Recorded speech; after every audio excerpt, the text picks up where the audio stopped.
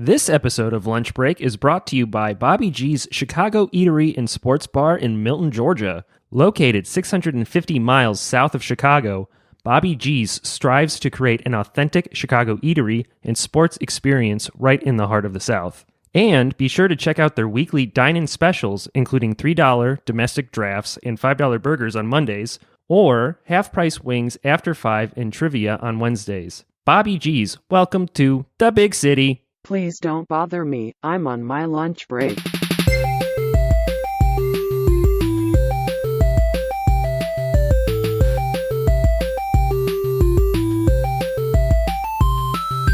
Pizza, burger, sandwich, lunch break, tofu, salad, hot dog, lunch break. Welcome to another edition of Lunch Break. I'm Kathleen Sturgeon. I'm AJ McNaughton. Today we are live at Bobby G's in Milton, and we are joined by Bobby G himself. Welcome. Thank you. I think we learned earlier, what does the G stand for? Gray, my last name, Gray. Oh, perfect. Used to be my stage name when I played bass in a couple bands around town. Oh, cool. Just Bobby G. I guess Bobby G has a better ring than Bob Gray's. I thought so. Yeah, I think that so seemed to too. be the consensus from the people I asked. So they're like, hey, use that. So, when you're coming up with an idea and you're at the naming portion of the idea, you brainstorm on a whole lot of things. And we were going to be Windy City, the Windy City Grill, Chicago. You're just different, all kinds of, hot dog heaven, whatever. Because we were originally just going to be a hot dog place. So we've evolved into where we are today. But anyway, Bobby G's was thrown out by somebody, and it kind of rolled off the tongue, and I said, all right, we'll do that. So I take it you're from Chicago? Am. Where at in Chicago? You know what? I was born and raised around the Arlington Heights racetrack area, and kind of went there, started selling racing forms on Rowling and Euclid when I was 9 years old. But now when I think of Chicago, I'm affiliated with Rogers Park, which is the farthest neighborhood north in the city before you hit Evanston. So it's an up-and-coming area. I own a 3-flat up there. Oh, okay. So I keep my ties, and I go back and forth. So you fly into O'Hare when you go up? Right by Loyola. I fly into Midway because I'm a Southwest guy. I get a lot of points with the business, so it's a hop, skip, and a jump. I'm originally from Naperville. So all right. Naperville's not Chicago. It's Chicago land. Whenever people ask me where I'm from, I can't say Chicago because I'm from the suburbs. I'm not actually from the city. But I always get a kick when people say, "Oh, I'm from Chicago. Where are you from?" "Oh, I'm from Aurora." It's like, not quite. Not quite. But you know what? They probably took the metro into the city once or twice in their life. So they're kind of city people, or they went to Wrigley, or whatever they did. But I do live in the city now when I'm in the city, and I pretty much just ride the L. So now when you come into Midway, that's the orange line, not a United would be the blue line. And I live off the red line, the Howard Street L stop that's on the wall. That's my stop, and we're 6 stops down to Addison, which is Wrigleyville. You walk out, there's Wrigley Field and the whole Wrigley area. So you're a Cubs fan? Yeah, I built a wall to them. But you still have White Sox represented in here. Well, you got to throw the other side a bone or they'll feel left out. So I would definitely feel left out. I'm a White Sox fan. Are you really? Yes. My condolences. No, really, anything Chicago. So the White Sox had their moments of glory, but, we've been waiting 108 years for the Cubs, and it finally happened. There you go. But you also live in Georgia. I do. I've been here since 92. Okay, so a while. Yeah. I raised my children here. Well, as a Braves fan, Second favorite team. who claims Atlanta as my home, even though it's technically the suburbs, I kind of can follow what you guys are saying. Right. Sort of. Just the southern version of it, right? Kind of. Pretty much. Yeah. Pretty much. Sure. Except that, Atlanta is, not really, there's not a lot of city to the city, There's some city to it, but there's not a lot of city to it. So it's considerably smaller than considerably. Chicago. Really? Oh, yeah. Oh, I didn't know that. Chicago's we could put Atlanta in Chicago. I don't know that we would recognize it, even being there. Chicago's the third largest city in the United States. Oh, good to know. I've been there once. Okay. Last year. Did you have Really? Where'd you stay? I want to say the Sheridan. Oh, yeah. Somewhere. So you were in the city. Downtown? Yeah, I was. I was there for a couple days, and I managed pretty well. Cool. Had deep dish for the first time. There you go. Wasn't a fan, but No? No. What about it? It was a lot. I had like a little personal pan, and I don't even know that I finished half of it. 'Cause No, it you was just probably so didn't, much. but you can bring it home. That's true. Deep dish is not my flagship product, and for the longest time at the other locations, the first 13 years, I didn't even carry deep dish. Oh, really? We didn't even start deep dish on the menu till we moved here, so it's only been 5 months. What made you change?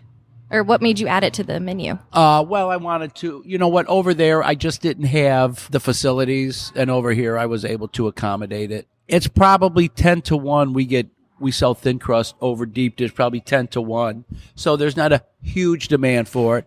But the people that like it come in and they expect it and they want it and they think that's authentic Chicago.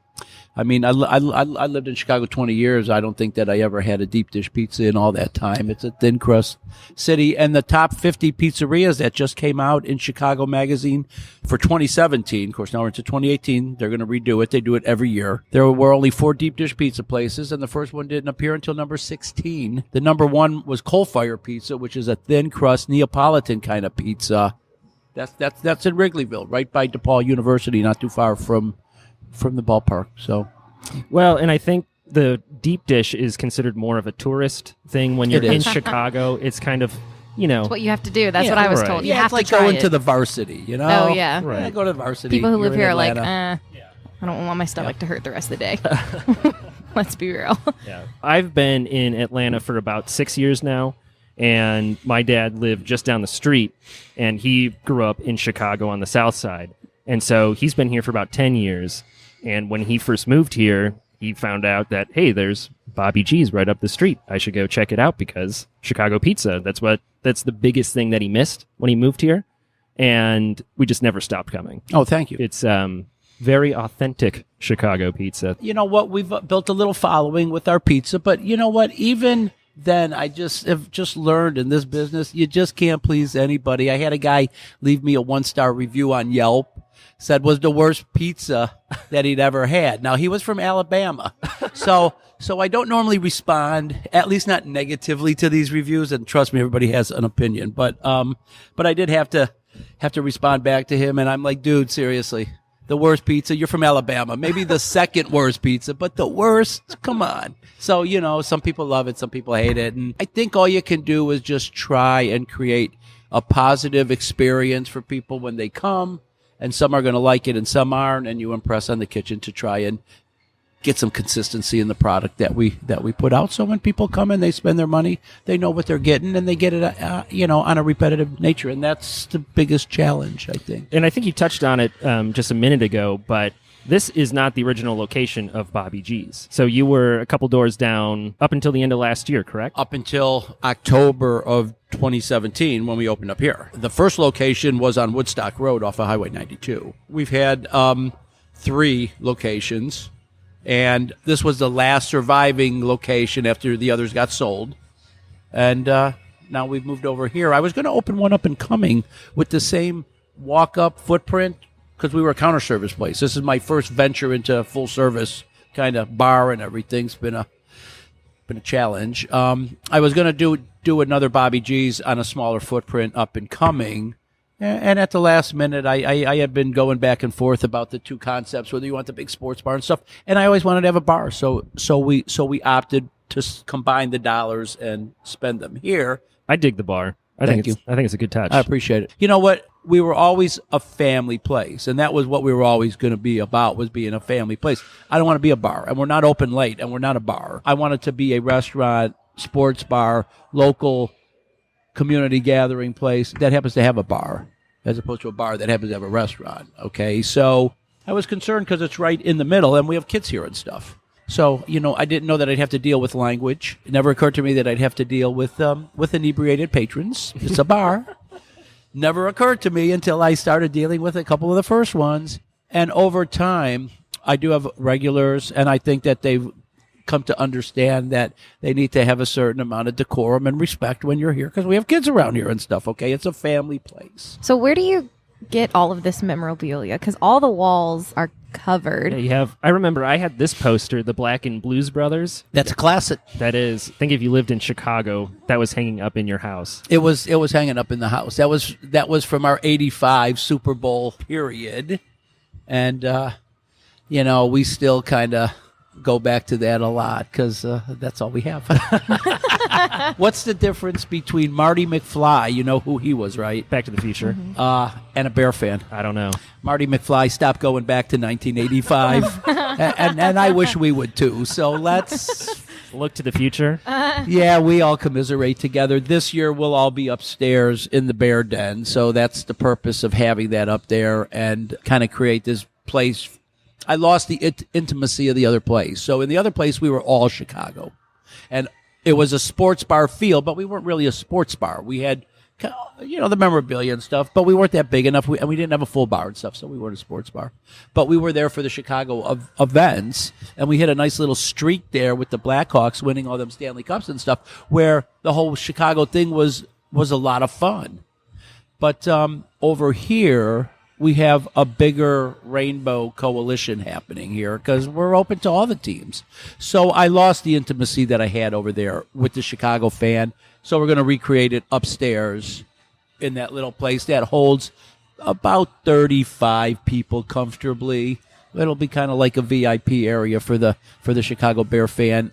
So are you going to move all of the memorabilia that's around this room up there? No, I have new stuff. Yeah, I'm sure I there's have more. new stuff. I was going to do the history of the Chicago Bears up there, and I still might, but I just have different things that I'm going to just interact and just make it kind of a Chicago place centered around some of the Bear stuff. So is this all from your personal collection? Yeah, this is the personal collection, and I'm thinning it down now. So I'm going through everything because I've been collecting, looking forward to opening other locations, and then through a series of experiences opening other locations, I decided I don't want to open up any more other locations. So I had a lot of stuff still stacked up. And so now I'm kind of going through it, and I've given quite a bit of it away. And whatever I filter through and ends up on the walls here will be here for the term that I occupy the space. So I have a lot of cool stuff that I've had done for me, like the old style sign and stuff that are personal things that I like. And then a lot of it is just, different stuff from the era.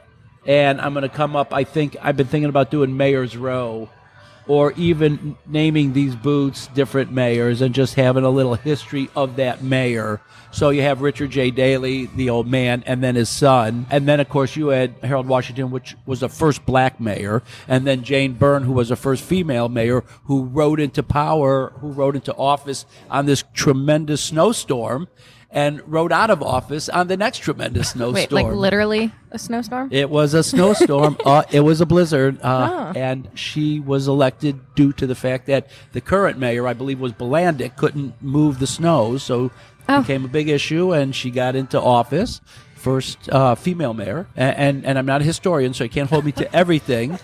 But I grew up through this, and then she got removed out of office because the next blizzard, she couldn't seem to get the snow moved. So in Chicago, if you get the services working, you can pretty much be as corrupt as you want to be. Nobody really pays attention, But if you don't pick up the trash and move the snow and make sure the trains arrive on time, that people have a problem with. So it blows my mind that they were voted in and out of office because of the snow. Mm-hmm. When here it's like the snow moves itself in like a day. Just give it some time with the sun. Yeah, it's a different thing, It just depends. And, they don't have snowstorms every year. So if you happen to be in office when the unfortunate snowstorm does occur and you don't handle it well, you'll probably not get reelected the next time around. So have you always been in the restaurant business? Is that how? I have not. My family was all construction. When I joined the service, I was construction. When I got out, I was a high-pressure welder. I welded at Braidwood Nuclear Power Plant, and then I decided I didn't want to be a welder all my life, so I went to engineering school, and I got my electronics degree. And my big corporate gig, I guess, was with AT&T the longest, 14 years. It's how I ended up down here on a transfer. I was with the engineering group, and I transferred to the switching group down here and worked for them for 7 years and left them right after the Olympics in 95. Atlanta had the Olympics. AT&T was a big sponsor. They had all kinds of neat stuff for the kids to go to and behind the scenes. And I was in management, so I got little perks that management people got. So I hung on through then. And then after that, then I left them. And I started a different company that I subsequently sold and ended up in the restaurant business. So was the restaurant business something you always wanted to get into? I think I'm pretty much the norm with people that lived either in Chicago or Philly or New York. You get relocated down to the South. We were kind of like the pioneers.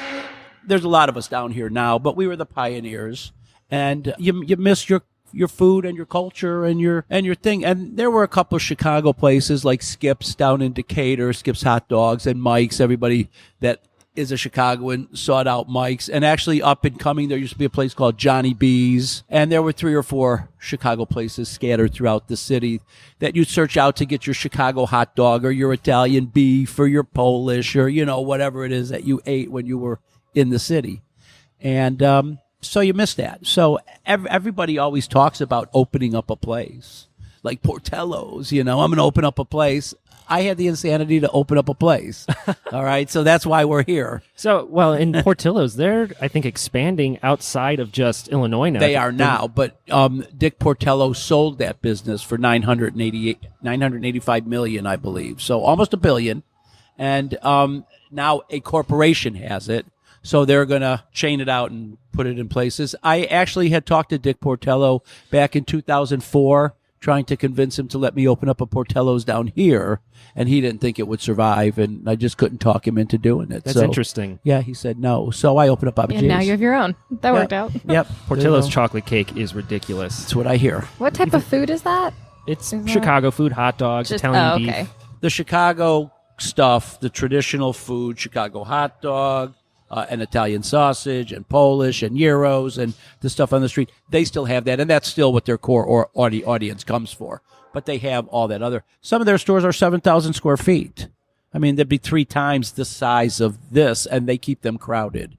So I've just learned, it seems that this concept seems to work better outside the perimeter than it does inside the perimeter. I've had stores inside the perimeter. They just don't seem to survive and do as well and have the following that you get when you get outside the perimeter. Maybe it's just because most of the Chicagoans moved north of the city. I don't know. I have no idea. They're sick of being in the city. I guess. So it's also a family establishment. I think you have a lot more. Yeah, in the suburbs. That's good. That's a good point. You have younger people in the city. So. Outside of the perimeter tends to be more the suburbs. Yeah. So do you have a favorite Chicago food? Ooh, favorite pizza topping?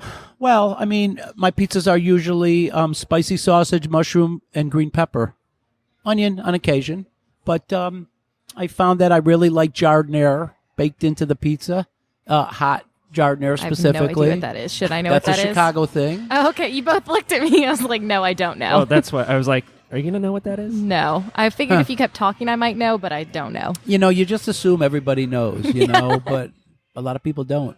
So it's like a pepper mix kind of a thing that's made for the Italian beef.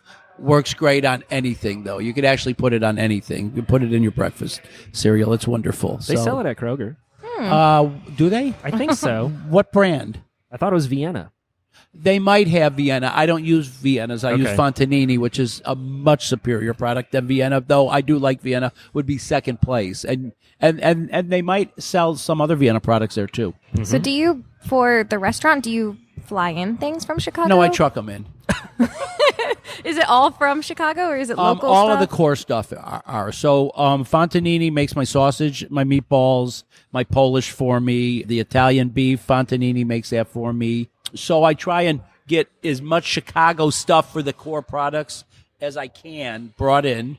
And then we use, obviously, locally sourced vegetables, tomatoes, lettuces, that kind of stuff. But Gene Fontanini is a sausage king, and he just sold his business too, by the way, $485 million or so. Fontanini, they sold to Hormel. And Hormel promises that they'll leave it alone and keep it the same. It was a family-run business, and it got to be quite large, but it still was run by Gene and his sister Joanne, whom I happen to know and have known for 20-some years, and they're just great people, and they have a phenomenal product and a phenomenal facility that they just built, world-class facility in McCook, Illinois, which is south of the city, and I was really kind of upset to hear that he sold it, but I think he's having seller's remorse also. Because, before he was Gene Fontanini, Sausage King of Chicago. Now he's just Gene Fontanini with $200 million. There's a lot of them guys running around. So, And so what is some of the biggest changes or biggest differences that you see between Southern and Northern food? Is there many changes between the food? I know, obviously, the culture and attitudes. Yeah, I don't know. You know what?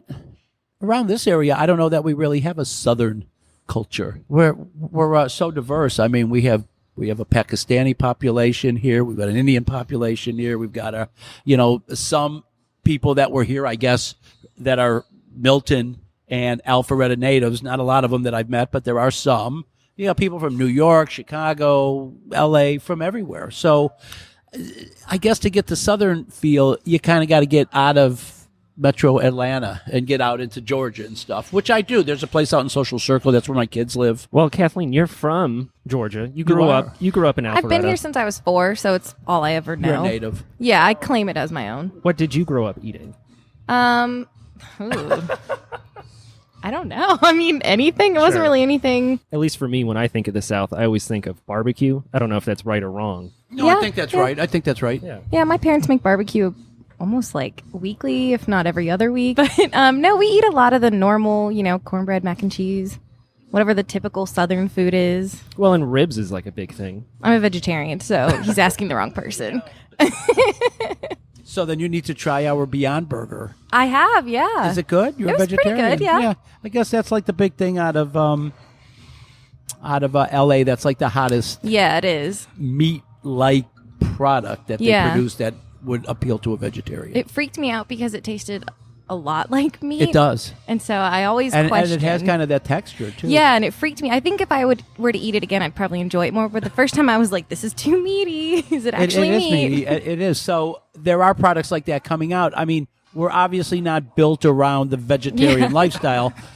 My partner, Barbara, is a vegetarian. Oh, cool. So So you have that in mind. Yeah, I mean, she eats some meat rarely from time to time, especially if it maybe sea bass or something like that. But yeah, she wouldn't probably not even come here. So we're not really geared towards that, but we do offer it as an option with our burgers. There's a veggie pizza. We can do a veggie Philly. We do stuff on the fly for vegetarian people, but there's not a menu, like a real menu option, except for the burger, I think. Hey, that's more than most places. Really? Most places are like, well, we have a salad, a house salad, or you can get French fries. We do have salads. Yeah, I had one of your salad. It was really good. Oh, thank you so much. Yes. Yeah, so we have expanded out into the salad area. Mm-hmm. When I first opened the place, we weren't even going to do pizza.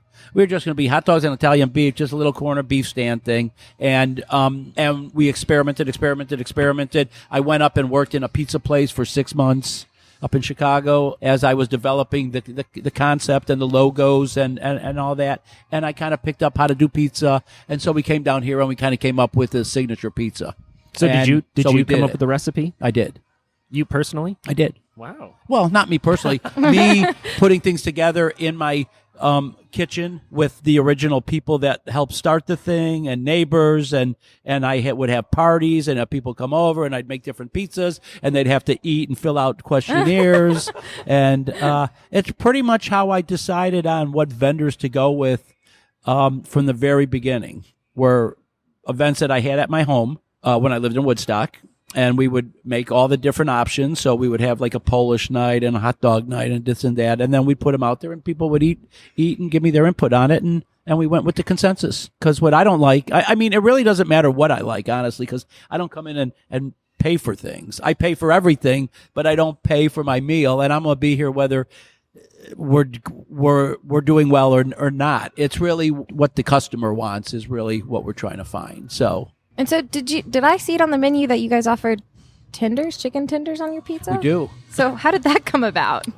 People down here like chicken tenders. So we had a pretty steady order from Verizon every Friday from this group, and they wanted chicken tenders on them. So we put chicken tenders on there, and then we tasted them. Said, "Hey, chicken tenders pretty good. How do you want them? Hot or mild?"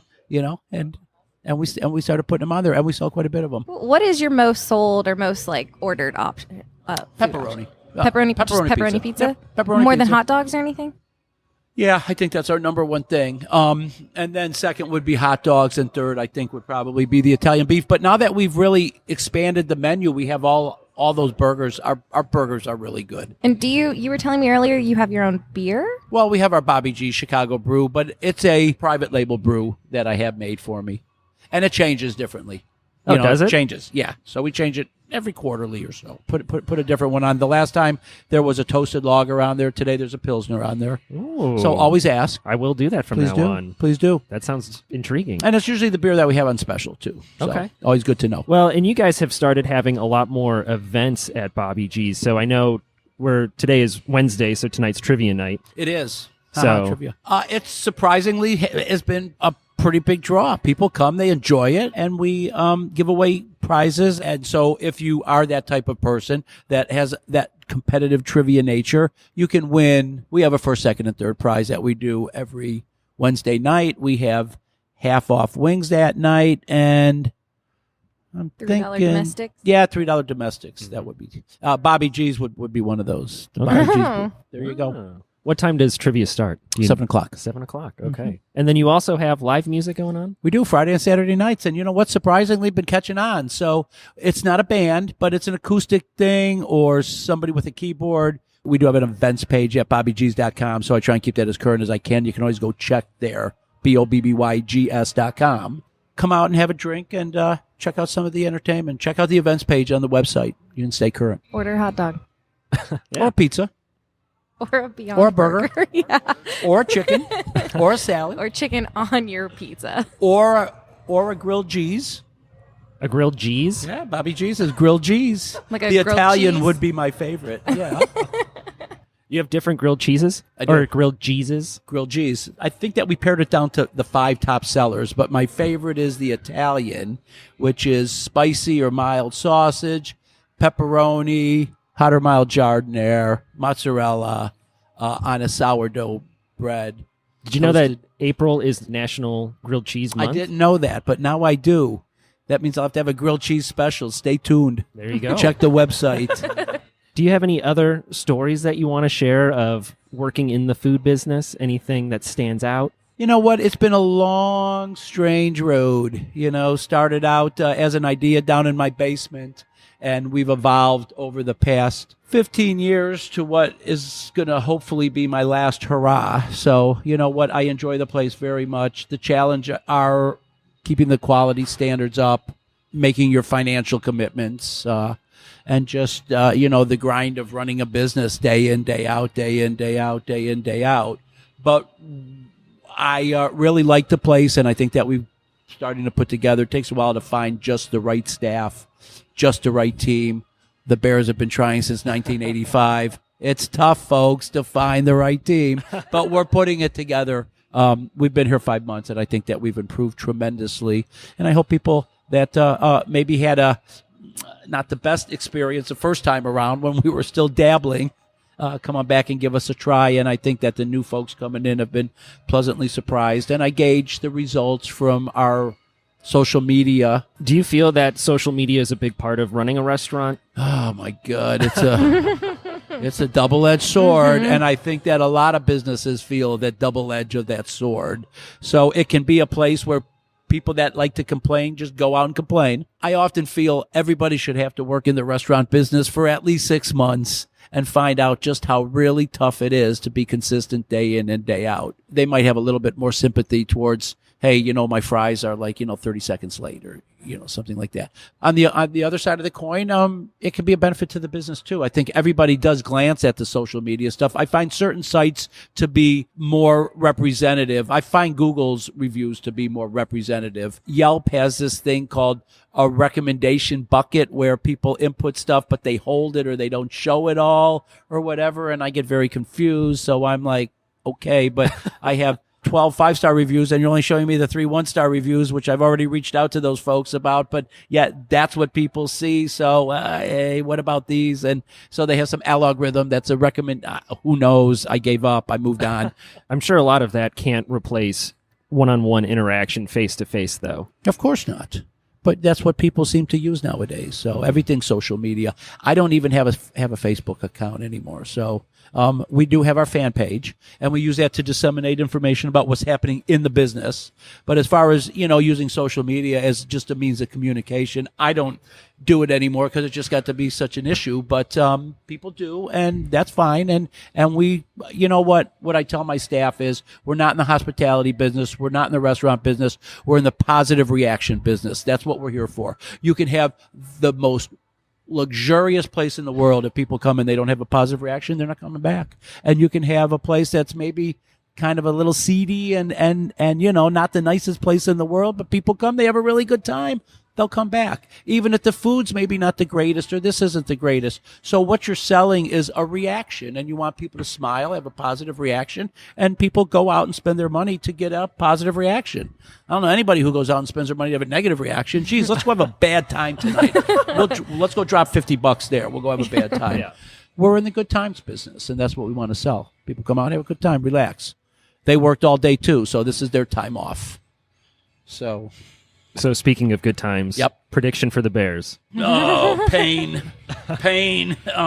We'll see. We have a new quarterback, Mitchell Trubisky. He seems to be a big, strapping young man in the Ben Roethlisberger kind of mold. So hopefully we'll get a couple receivers this year. We did pick up a couple free agents.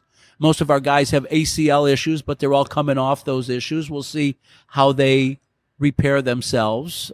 Super Bowl bound? No. 9-7 though might be good. So you're a realist. Of course, don't you have to be? That's true. When it comes to the Bears, saves you a lot of pain. I don't think we're going to go from worst to first. We're not the Braves. By the way, the year that I moved down here was the year World that, Championship. No, they didn't win the World Series that year, but they went from worst to first. Oh, they were typically in the cellar. We used to go to every game that year, and it was like $2 to get in. You could bring your own food and park for $1. And then they went from worst to first. And the following year it was $10 to get in the bleachers and like $20 to park. And so we bought season tickets to the Georgia Tech Yellow Jackets, and we went and watched college them baseball. instead. Sure, it was fun. It was just get the kids out after work. Are the Bears are NFL, right? They are. Just checking. Is that your favorite Chicago team? Yeah, well, football is, I think hockey's my favorite sport. Oh, of course, right. But football is most everybody else's favorite sport. So, and of course the Bears being my favorite football team. Mm-hmm. Yeah. Everything Chicago, it's what I grew up on. It's okay. As someone who grew up in Georgia, the Falcons always let me down. So, and the Bears have let me down too. So I feel your pain. And, if the Bears can't win, then the Falcons. If the Cubs can't win, then the Braves. Hey, this is where I live. I want to have fun. And it's always more fun when your team is in the mix. The city enjoys it, and it's something to do socially, is to come out to your local sports bar, wherever it is. And even if you're not a big fan from day to day to day, when the playoffs come around, it's just a place to get together, have a couple of drinks, laugh, smile, watch your team, and get up and go to work the next day. One more question, kind of tangent here. Sure. But you have a lot of old style memorabilia on the wall. Were you an old style drinker? It's the beer of my youth, young man. The beer of my youth. I'll be 60 this year. And I started drinking beer when I was legal. Everybody drank Old Style. And Old Style on tap was on every street corner in the city. Things have changed, but Chicago's known for Old Style. They've now got Goose Island and all the craft beers and stuff, just like everybody. The beer industry has just blossomed into this whole different thing. But back in the day, it was Old Style and Budweiser. And either you were a Cub fan and a Bud man, or you were an Old Style guy. And it's an icon of the city, and that's why it's hanging there. Do you serve Old Style? We do. Ship it in from Chicago. So try and make it as authentic as we can, 650 miles south of the city, which is approximately where we're at. So it's a challenge every day, and sometimes it comes in, and sometimes it doesn't, and sometimes you're like, "Hey, what's?" So it's a constant challenge to keep those product distribution channels moving along and justifying the cost and doing all that. But we've been doing it for 14 years, and I think that we've got a recipe for success, and that's what we're trying to implement here.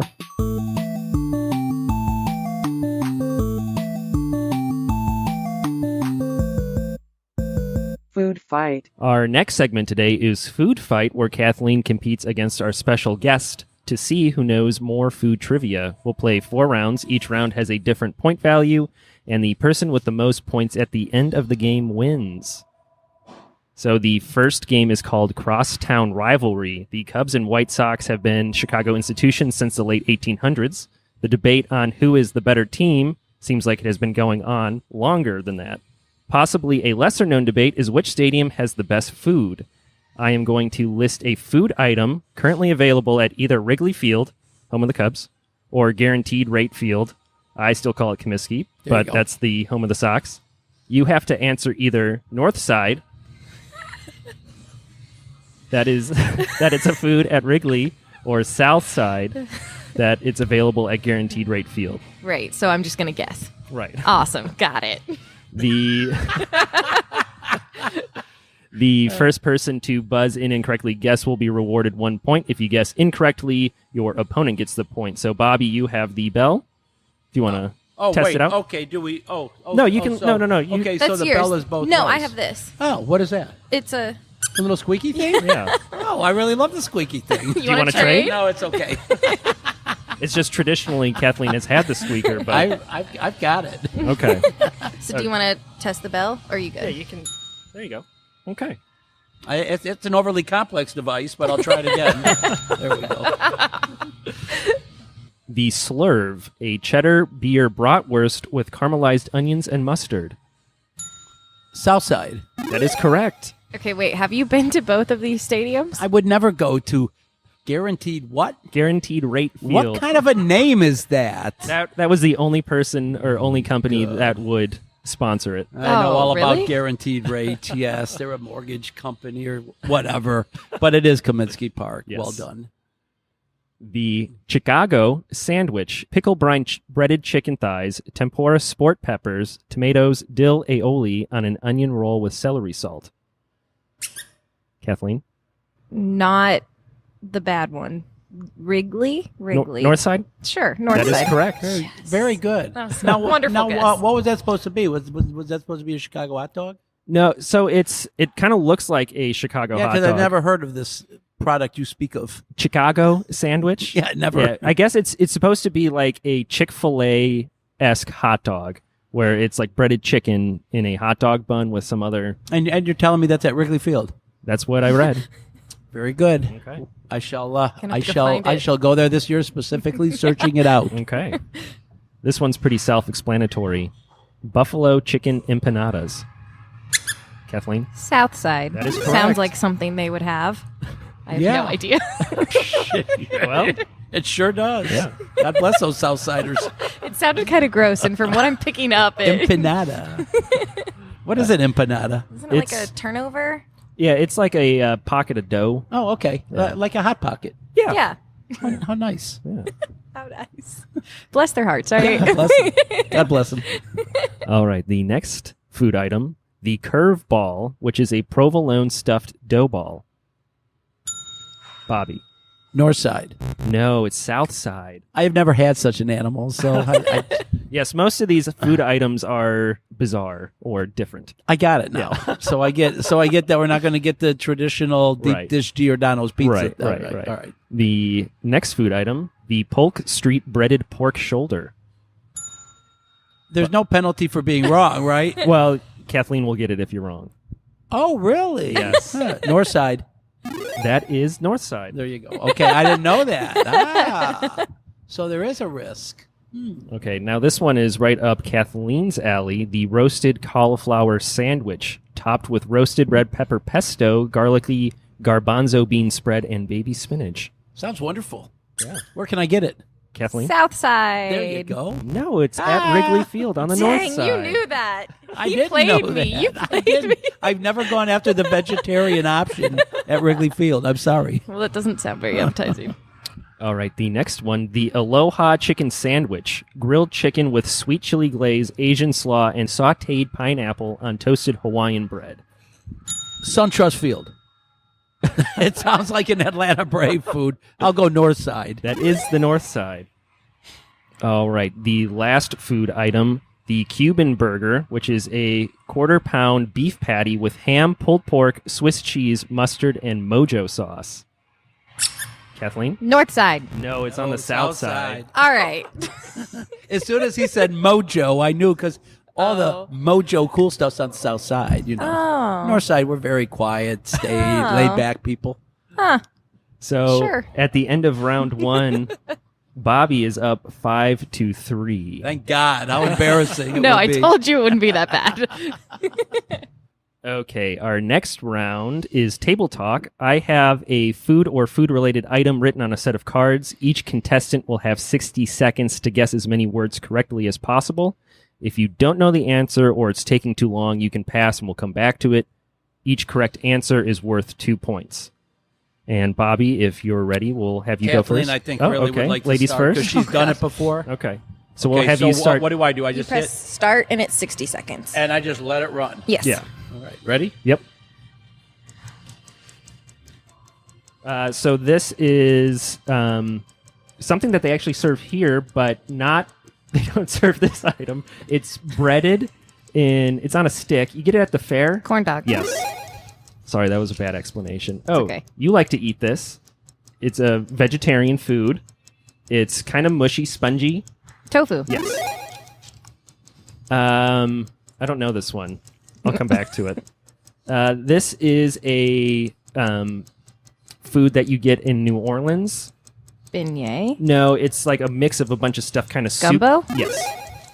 This is a dessert type treat where it's shaved ice, but you put the sauce on top of it, like the fruit stuff.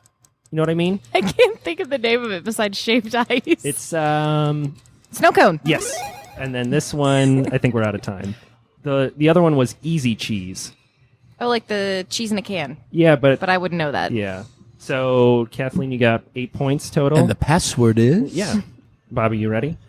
I am ready. Okay. Ready? Go. So this is a specific type of one of your flagship items that you sell here. It has Canadian bacon and pineapple, Pizza. but it's a specific type with Canadian bacon and pineapple. The Hawaiian? Yes. This is another topping for pizza. I don't like them. There are black and green varieties. Olives? Yes. He's throwing me softballs. This is a dessert. You could probably find it very commonly in Georgia. It's baked. It has Apple pie? It's a different type of that. Think Georgia. Oh, peach pie. Yes. This is a soda or pop. It is lemon lime flavored. Has a ton of caffeine. Sprite? No. It's a Pepsi product. Miss Twist. It's green, fluorescent. Oh, geez, I used to carry it. We don't do it anymore. Move on. Okay, this is a Done. type. Oh, there we go. Mountain Dew. Mountain Dew. Oh, do the dew. So one. Pop. You know, it's, Do you call it pop? I do call it pop. Oh. Why? Why? I don't know. Why? Where I did don't pop know. come Who from? knows where things originate from? It would be an interesting research exercise. Yeah. But, yeah, I don't know. I guess maybe little kids kept saying pop, pop, pop when they went by the little vending machine when they first came out in the early 1930s, 20s. I don't know. Pop, pop, pop, pop. So we brought them over there and said, here, pop, and it became pop. Oh, there we go. There We you learned go. something. There you go. I have no idea. Okay, so at the end of round 2, we're all tied up at 11. Wow. Woo! Making a comeback. This next game is called True or False. Al Capone is Chicago's most famous criminal. The mobster, crime boss, and businessman gained notoriety during the Prohibition era as the co-founder and boss of the Chicago outfit. So the first person to buzz in and correctly guess either true or false will be rewarded 3 points. If you guess incorrectly, your opponent will get the point. The first question. Al Capone's favorite food was kosher green pickles. True. That is false. Oh. That was actually the favorite food of mafia boss Lucky Luciano. Yeah. Capone's favorite was spaghetti with walnut sauce. He didn't have the best of taste in a lot of things. Social decorum. That's true, all those that's other true. things. Capone's favorite drink was a Manhattan. Kathleen? True. That is true. Yeah, well, he's from New York. He is from New York. Yeah. Al Capone is responsible for the expiration date on milk bottles. Kathleen. True. It is true. Sounds too specific to not be true. When he was in Chicago, a family member became ill after drinking expired milk, so Capone got into the milk business. There were some financial reasons for that. It was the end of Prohibition, and he needed a new venture to get into, so he cornered the milk market. Did he also kill him? Possibly. Al Capone was part owner of the Chicago White Sox.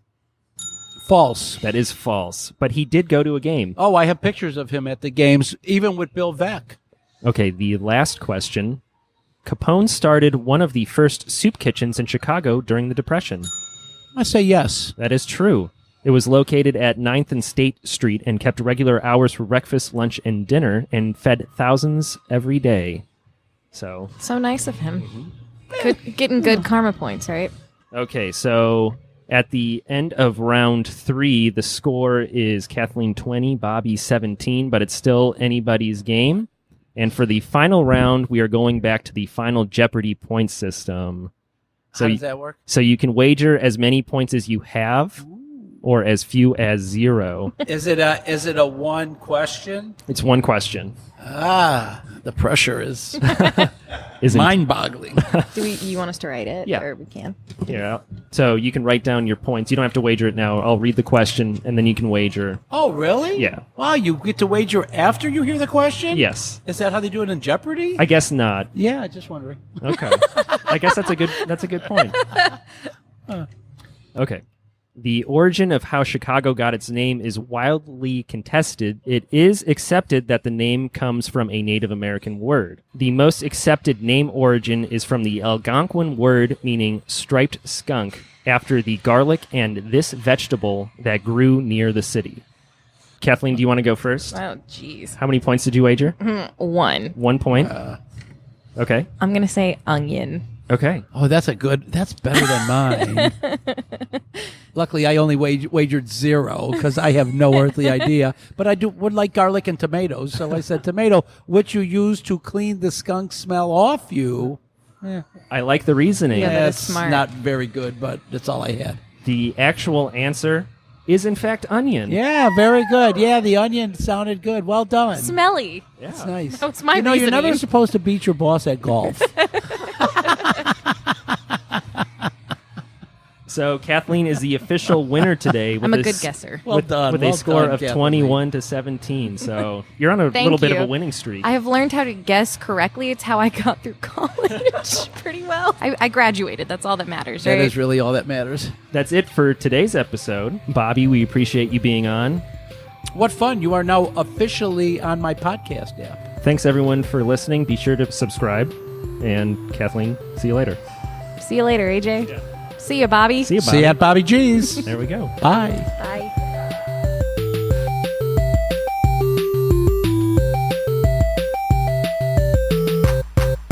That episode was tasty.